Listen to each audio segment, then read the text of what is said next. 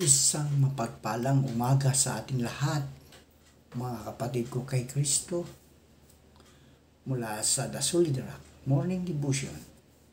Isang kagalakan na muli tayo ay makapagbulay-bulay sa salita ng Panginoon sa umagang ito. Mga ilang minutong pagbubulay-bulay ng mga salita ng Panginoon upang papurihan at sambahin ang ating Panginoong Hesukristo. Ang ating pong pagbubulay-bulayan sa magandang umagang ito ay matatagpuan sa mga gawa 11, talatang 26. Mga gawa 11, 26. Ito ang sinasabi. At nang siya'y kanyang masumpungan, ay kanyang dinala siya sa Antioquia. At nangyari na sa buong 1 taon, sila'y nakisama sa iglesia at nagsipagturo sa maraming tao. At ang mga alagad ay pinasimulang tawaging mga Kristiyano sa Antioquia. Pinagpala na po tayo sa pagkabasa at pagkarinig ng salita ng Panginoong Hesukristo.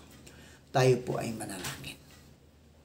Dakilang Diyos na mapagmahal, naririto muli ang iyong mga anak upang ikaw, Diyos, ay sambahin sa Espiritu at sa katotohanan.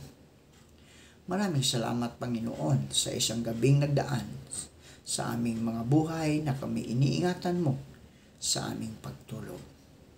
Maraming salamat sa muli mong paggising sa amin, O Diyos, sa muli mong pagbibigay ng buhay, ng lakas at ng karunungan. Panginoong Hesus, patuloy naming naalala ang aming mga kaibigang may mga karamdaman. Abutin mo sila, O Diyos, at pagalingin mo sa mga karamdamang kanilang taglay. Pagalingin mo at ibalik mo ang lakas na nawala. Amin ding naalala, O Diyos, ang mga kaibigan namin na nagsiselebrate ng kanilang kaarawan. Patuloy mo silang pagpalain, bigyan mo sila ng maayos na kalusugan at mahabang buhay. Gayon din po, Diyos, sa mga kaibigan naming mag-asawa na nag-celebrate ng kanilang wedding anniversary. Patuloy mo silang pagbuklurin o pag-isahin upang patuloy nilang magawa ang reunion ng mag-asawa, Panginoon. Panginoon Hesus, naalala namin ang aming mga kaibigan na laging may baha sa kanilang lugar dahil sa mga ulan, Panginoon. Ingatan mo po ang mga kaibigan namin ito sa lugar kung saan may baha, Panginoon. Ilayo mo sila sa kapahamakan. Sa mga landslide, Panginoon, ilayo mo sila. Proteksyonan mo po ang mga kaibigan namin ito. Gayon din po, Panginoon, sa mga kaibigan naming mga nasunugan ng mga tahanan. Patuloy mo silang ingatan, Ama. Bigyan mo sila ng maayos na lugar kung saan sila makapagpahinga. Pandungan mo sila ng iyong mga kamay upang hindi sila maulanan, mainitan, mahamugan. Lalong-lalo na, O Diyos, ang mga matatanda at mga bata. Ingatan mo sila, proteksyonan mo sila, Panginoon. Amin ding naalala sa inyo, O Diyos, ang aming mga kaibigang mga magsasaka. Patuloy mo po silang ingatan sa kanilang pagsaka upang sila, O Diyos, ay marami pong maitanim ng mga pagkain katulad ng palay, prutas, gulay at iba pa. Kaya din po, Diyos, naalala namin ang aming mga kaibigang mangingisda. Mangingisda, lalong-lalo na sila ay naroon sa laot upang namangmalakaya ng isda. Ingatan mo sila, O Diyos, lalong-lalo sa panahon ngayon na malakas ang hangin, malakas ang alon. Lord, ilayo mo sila sa kapahamakan. Tulad ng iyong mga apostol na naroon sa laot ng ang malakas na hangin ay kanilang naranasan at ito ay iyong pinahinto. Amin din nilalapit sa inyo, Panginoon, ang mga kaibigan namin nagtatrabaho sa ibang bansa, ang mga OFW. Patuloy mo po silang ingatan, Ama, sa lugar kung saan sila nagtatrabaho.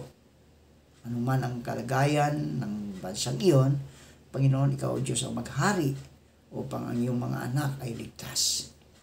Gayon din po o Diyos sa mga kaibigan naming mga naghahanap ng trabaho sa lokal man o abroad. Naway makasumpong sila ng magandang trabaho sa tulong ng iyong banal na Espiritu. Lord, sa umagang ito, dalangin ko ang kapayapaan ng buong sanlibutan. Pagpalain mo ang mga anak mong tumatawag sa inyo, O Diyos. Ang bansang Pilipinas, Panginoon, patuloy mong pagpalain. Ingatan sa mga mapang-aping mga bansa, Panginoon, katulad ng China.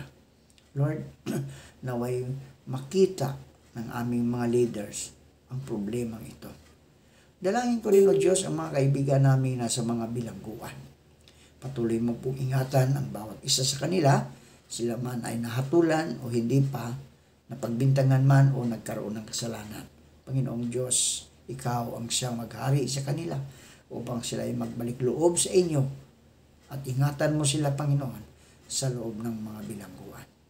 Maraming salamat po sa pangalan ni Jesus Kristo na aming Diyos at tagapagligtas. Amen at amen.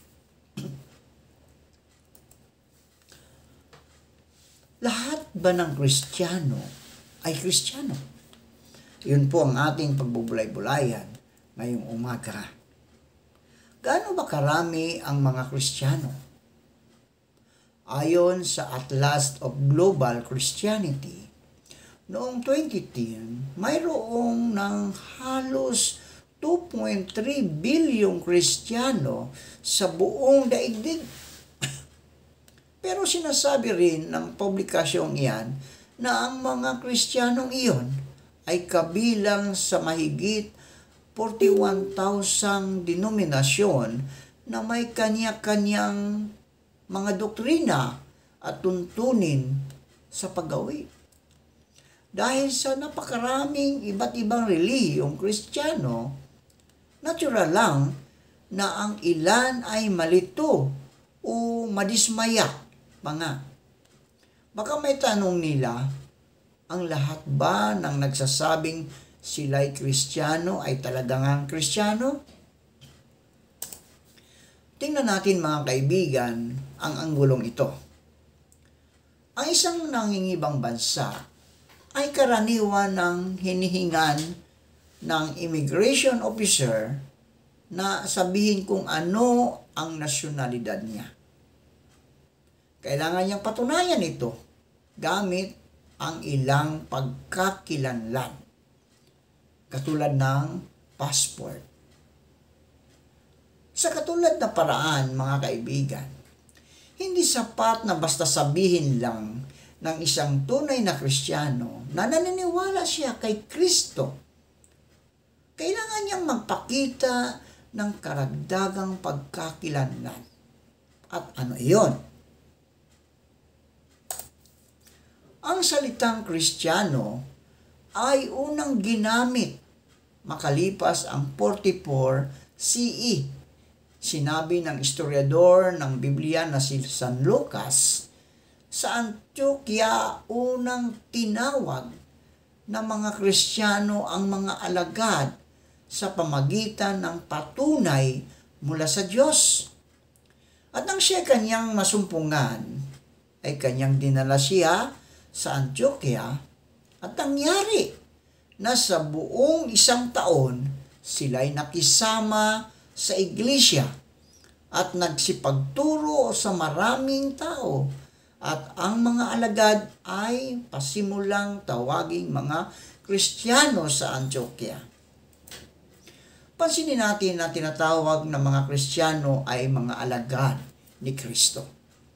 Paano ba nagiging alagad ni Jesucristo ang isang tao?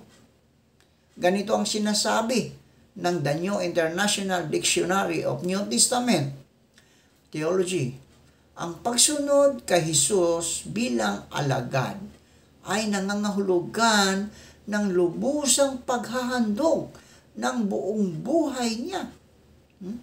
Kung gayon, Ang isang tunay na Kristiyano ay yaong lubusang sumusunod sa mga turo at tagubilin ni Hesukristo, ang tagapagligtas o tagapagtatag ng Kristyanismo. Sa ngayon, mayroon bang gayong uri ng mga tao sa gitna ng mga nagsasabing sila'y Kristiyano? Ano ang sinasabi mismo ni Jesus sa pagkakilanlan ng kanyang tunay na mga tagasunod? Sapagkat sa pamagitan niya ay nilikha ang lahat ng nasa langit at nasa lupa, nakikita man o hindi, pati ang mga espiritual na kapangyarihan, paghahari, pagmamahala at pamumuno. Ang lahat ay nilikha ng Diyos sa pamagitan niya at para sa Kanya. Sapagkat gayon na lamang ang pag-ibig ng Diyos sa sangkatauhan, kaya't ibinigay niya ang Kanyang kaisa-isang anak, upang ang sinumang sumampalataya sa Kanya ay hindi mapahamak, kundi magkaroon ng buhay na walang hanggan. Subalit, ang lahat ng tumanggap at sumampalataya sa Kanya ay binigyan niya ng karapatang maging mga anak ng Diyos. At hindi dahil sa bansa lamang, kundi upang matipon din naman niya sa isa ang mga anak ng Diyos na nagsisipangalat. Ang Espiritu ang nagpapatutuo kasama ng ating espiritu na tayo'y mga anak ng Diyos. At yamang mga anak, tayo'y mga tagapagmana ng Diyos at kasamang tagapagmana ni Kristo, sapagkat kung tayo'y kasama niya sa pagtitiis, tayo'y makakasama niya sa kanyang kaluwalhatian. Ang sinumang nagpapatuloy sa pagkakasala ay hindi nakakita ni nakakilala man sa Kanya. Mga anak, huwag kayong padaya kanino man. Ang sinumang gumagawa ng matuwid ay isang matuwid tulad ni Kristo. Ang nagpapatuloy sa pagkakasala ay kampon ng dyablo, sapagkat sa simula pa'y gumagawa na ng kasalanan ang dyablo. Manalangin tayo. Salamat, Panginoon, sa mga salitang aming na pagbubulay-bulayan ngayong umaga. Totoo nga po, makilala kami bilang iyong mga anak sa pamagitan ng aming mga gawa. Tulad ng mga dayuhan na pumupunta sa ibang bansa, makilala sila, O Diyos, ang kanilang nationality kung magpapakita sila ng kanilang mga passport. Kami, O Diyos, bilang mga Kristiyano, bilang mga tagasunod mo, dapat makikita sa amin na kami ay mga tunay na tagasunod ni Kristo sa pamagitan ng aming pananampalataya at pagtitiwala, lalong-lalo na ang kasunod ay ang aming mga gawa. Ang gawa na ibigin ang aming kapwa, ibigin ang aming Diyos. Lord, maraming salamat dahil kami, O Diyos, ay malayang sumamba sa inyo. Pagpalain mo, O Diyos, ang lahat ng nakikinig sa iyong mga salita. Ilayo mo sila sa anumang kapahamakan, anuman ang kanilang hinahawakan, ginagawa. Proteksyonan mo sila, Panginoon. Panginoong Hesus, tulad ng mga alagad mo, nagpapasalamat po kami sa iyong pagtitiwala at pagtawag sa amin para maglingkod sa iyo kahit hindi kami karapat-dapat. Makakaasa po kayo na hindi po namin sasayangin ang pagkakataong ito na ibinigay ninyo sa amin. Sa pangalan ni Jesus, Amen at Amen.